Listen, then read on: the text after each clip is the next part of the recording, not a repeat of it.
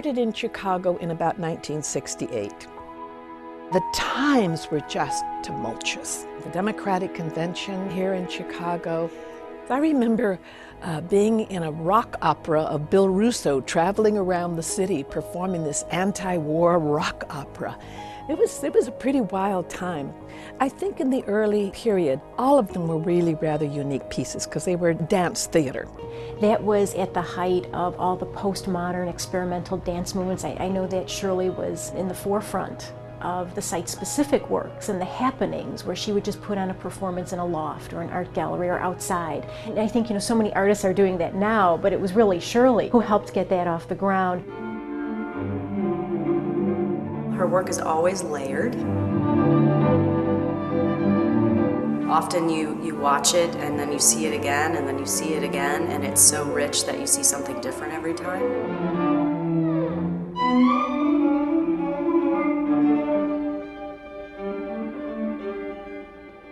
You learn a lot by teaching.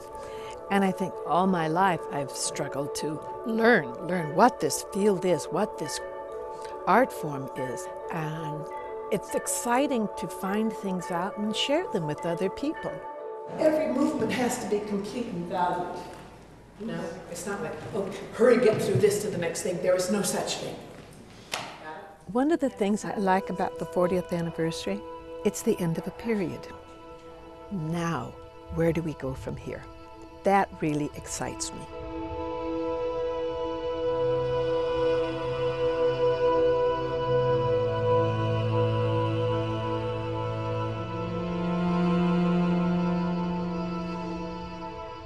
The fact that Shirley's managed not only to survive for 40 years, but to inspire and teach and provide for the general health of the field for so long is an incredible accomplishment, and one that I'm very proud to have been even the smallest part of. It's also an amazing anniversary of creating high caliber work.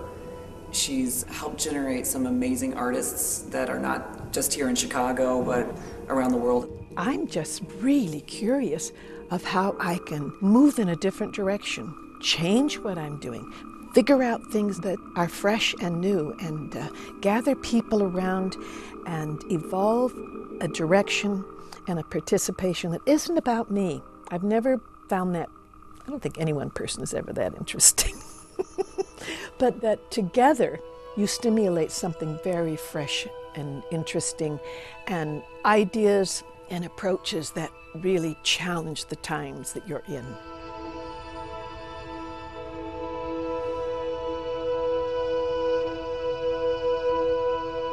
Shirley, to me, is the classic seeker. I think she's always looking for new ways to express herself, and I feel one of her biggest impacts has been this idea that dance isn't as clear-cut and defined as we may want it to be. That we can't say, well, this is perfect technique, and this is how you do a step.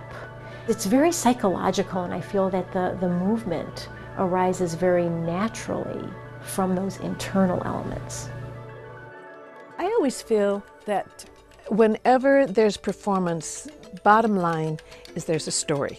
And this can be seen or understood in the broadest of fashion, that someone stepped out of a group and had something they wanted to share or tell, and somewhere internally had the courage or faith that it was important enough to say.